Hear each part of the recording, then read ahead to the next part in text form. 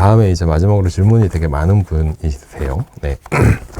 인천 송도에서 6세 여아 키우고 있습니다. 아이는 현재 필즈 다니고 있어요. 네, 필즈 원장님 잘 알고 있습니다. 저희 책도 많이 가져다가 이제 필즈 하시면서 원리셈이라든가 저희 학원 교재도 이제 가지고 가서 아이들 교육에 많이 쓰시고 계시고, 교육에 대한 고민도 저한테 전화해서 많이 의논하시고 아직도 소마 때 이제 맺은 인연으로 하고 있습니다.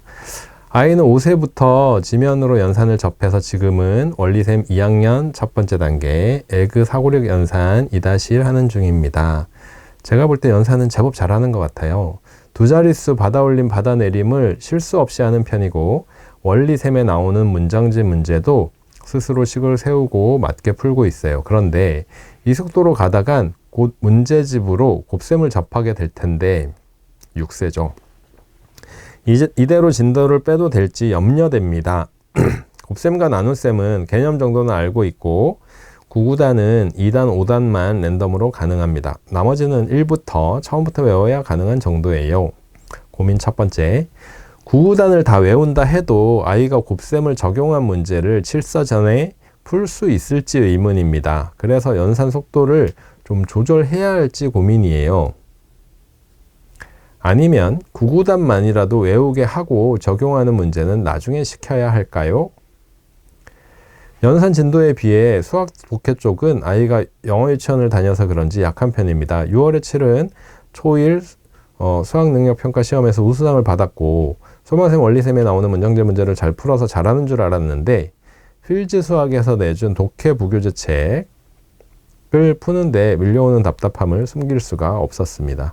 알고 푸는 건지 모르고 푸는 건지 답은 맞는데 풀이 과정이 엉터리일 때가 있어요. 이 부교재를 다른 친구들도 다 한다기에 받아왔는데 아직 이걸 풀만한 문해력이 갖춰지지 않은 느낌이에요. 자, 이 첫 번째 고민에 대해서 얘기를 해보면,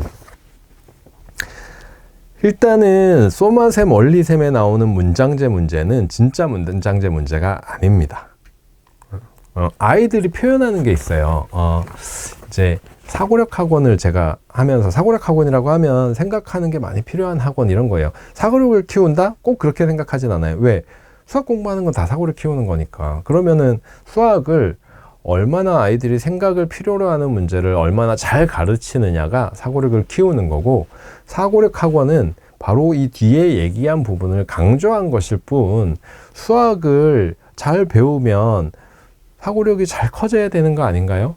근데 어떤 학원은 앞에서 선생님이 설명 쭉 해보고 자, 적용해서 따라해, 다 연습해봐, 설명 자기가 해주고 연습 많이 하게 하고, 설명해주고 연습 많이 하게 하고, 이걸 하니까 말하자면 사고력이 크는데 방법적으로 한계가 있는 게 아닐까. 그런데 제가 이제 교육해온 환경들 또는 사고력 학원들이라고 하면 어떤 내용을 가지고 아이들의 의견도 주고받기도 하고 발표하기도 하고 생각을 끄집어내려고 노력하기도 하고, 이런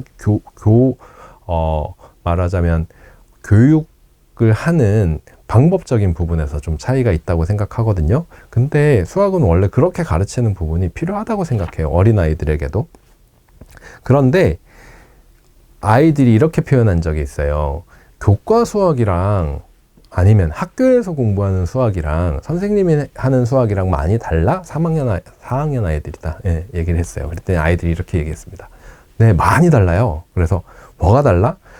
선생님이랑 하는 공부는 읽어보고 나서 한참 생각해 봐야 돼요. 이게 이런 뜻이지, 그럼 뭐부터 생각해야 되지? 이렇게 시작해야 돼요. 근데 학교에서 하는 공부는 곱셈 할 때는 보이는 수 곱하면 되고, 나눗셈 할 때는 보이는 수를 나누면 되고, 분수도 배운 그대로를 생각할 필요도 없어요. 선생님, 문장 많아도 그냥 순서대로 거기 이렇게 하는 거야 라는, 이렇게 넣어가지고 답이 다 나와요. 이렇게 표현을 하는 거예요.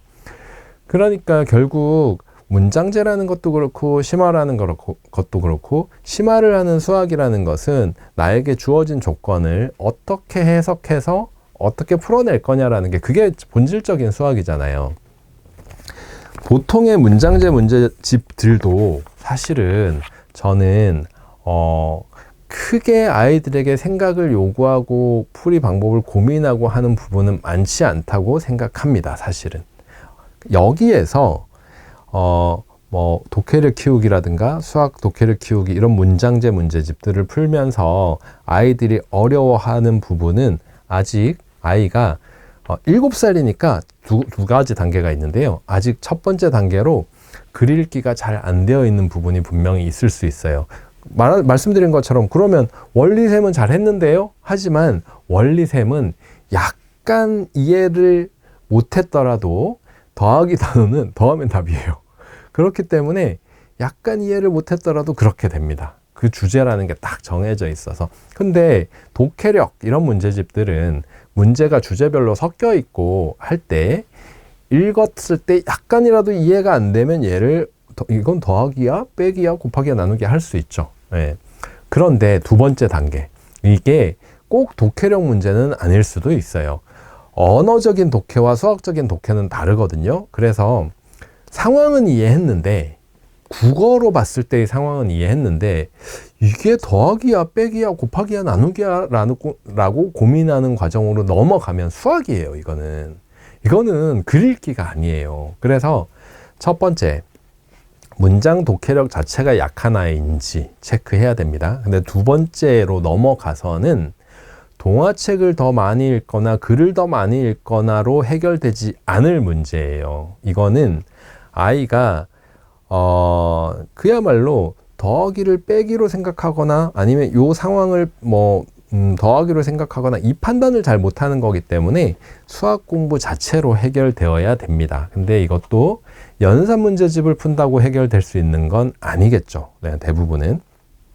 그래서 지금 잠깐만요. 앞에 이렇게 보면 지금 연산은 잘 하고 있지만 문장제에서라고 하면 사실 아직 6살이니까 요 첫 번째, 두 번째 단계에서 첫 번째는 됐는데 두 번째 단계일 가능성도 많이 있어요. 그래서 여기 나오는 독해력 키우기 이런 부분들을 꼭 언어다라고만 생각하시지 말고 아이가 연산이 어느 정도 되어 가는데 그 연산을 적용하는 어떤 다음 단계의 심화다라고 생각하시는 게 어떤 상황을 요구받는 거죠. 수학에 상황이 있는 문제들을 요구받는 거죠. 그렇게 생각하시는 게 맞아요. 원리셈 문장제는 진짜 문장제가 아닙니다. 왜 그렇게 썼냐? 어렵게 문장제를 잘하라고 쓴 게 아니라 사실 원리셈의 문장제는 환기의 역할을 하는 거예요. 원리셈을 보면 다양한 문제들이 나오잖아요. 그런 다양한 문제들 중에서도 한글을 읽고 푸는 것도 하면서 그런 자신감도 얻고 그 다양한 문제들 중에 한 종류인 거예요. 연산을 더 어렵고 복잡하고 생각하게 하려고 하는 의도의 문제는 거의 없습니다. 그런 문제가 조금 있는데 그건 5학년 정도 돼야 나와요. 그래서 지금의 문장제는 아이가 연산을 하는 힘과는 또 다른 부분이다. 그래서 다양하게 많이 접해보면서 나아질 거라고 말씀을 드리고 싶어요. 아직 6살이니까. 그래서 곱셈을 적용한다 아니다는 좀 다른 문제고요. 문장제 자체가 심화 문제들 이런 것들을 많이 다루어 보면서 나아질 겁니다. 네, 이렇게 말씀드리고 싶고, 그 다음에 곱셈 자체에 대한 부분은 지금 원리셈 2학년 1단계 하고 있으니까 2학년 4, 5, 6단계를 하면서 지금 5단, 2단 정도는 천천히라도 할 수 있다고 말씀하셨으니까, 랜덤하게 할 수 있다고 하셨으니까 원리셈 4, 5, 6단계를 하면 자연스럽게 곱셈이 어느 정도 완성될 거예요. 자연스럽게 외웠다고 하는 아이들도 되게 많이 있습니다. 원리셈 4, 5, 6 하면서. 그렇게 할 거니까 지금 당장 구구단을 외우게 한다 이런 부분보다 구구단의 원리까지 배우면서 구구단을 익힐 수 있도록 원리셈을 단계적으로 해주시는 걸 더 추천해 드리고요. 두 번째 고민, 다른 친구들은 다 끝냈다고 하는 이 독해력 책을 계속 해야 할지 아니면 단계가 더 쉬운 독해 교재로 내려가야 할지 고민입니다. 모든 문제는 아이가 스스로 읽고 풀고 있습니다. 연산 독해 수업은 사실 따로 하고 있지 않아요. 학원에서는 매스 로직 K7 하는 중인데 이건 너무 쉬워서 즐겁게 배우고 있어요. 매스 로직 이거 밑에 적혀 있는데 제가 만든 책이죠. 네. 저희 학원에서 만든 사고력 책이고요. 어느 정도 활동도 하고 하면서 하는 책이고 예, 쉬워서 즐겁게 배우고 있어요. 아, 요거는 집에서 푸는 책이군요. 단계를 낮춰도 되고, 그리고 이제, 네, 단계를 낮춰서 하면 6세니까 좀 수월하게 만들어질 거고요. 그리고 연산을 잘 한다고 하면 아이의 심리 상태에 따라서 다를 것 같은데요. 이거 틀렸어 했을 때, 자, 요건 요렇게 생각하는 거야 하면, 아, 알았다, 이렇게 하면 되겠구나. 긍정적인 성향을 가진 아이라면 그렇게 도전해 가는 게 더 맞겠고요. 그게 아니라 그래도 아직 6살이니까 좀 쉬운 거부터 완성시켜 가야 되겠다고 하면 한 단계 낮추셔도 되죠. 네, 낮춰도 됩니다. 어쨌든 문장제 문제, 독해력이라는 건 언어보다는 다양한 상황의 수학적인 상황들, 이 상황들에 대한 학습이라는 거 이렇게 아시고 하면 되겠고요. 세 번째, 어려운 건 다 집에서 따로 하고 있는데 수학학원을 계속 보내는 게 맞는지 아니면 집에서 엄마표로 할지 고민입니다.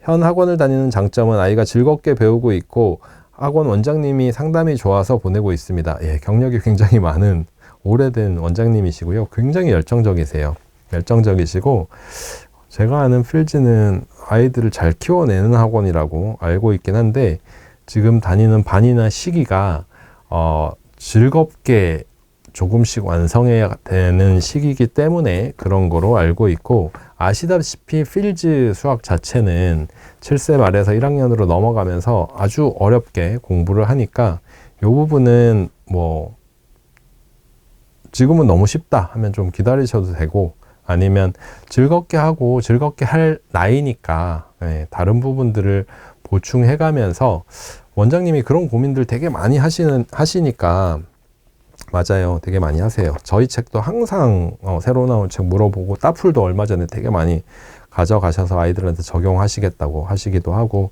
공부 되게 많이 하시는 원장님이세요. 연세도 많으신데. 네, 맞습니다. 그래서 저는 원장님 믿고 한번 보내보시는 것도 좋지 않을까. 알아서 잘 단계에 따라서 나이에 따라서 이끌어 주실 거라고 믿긴 합니다.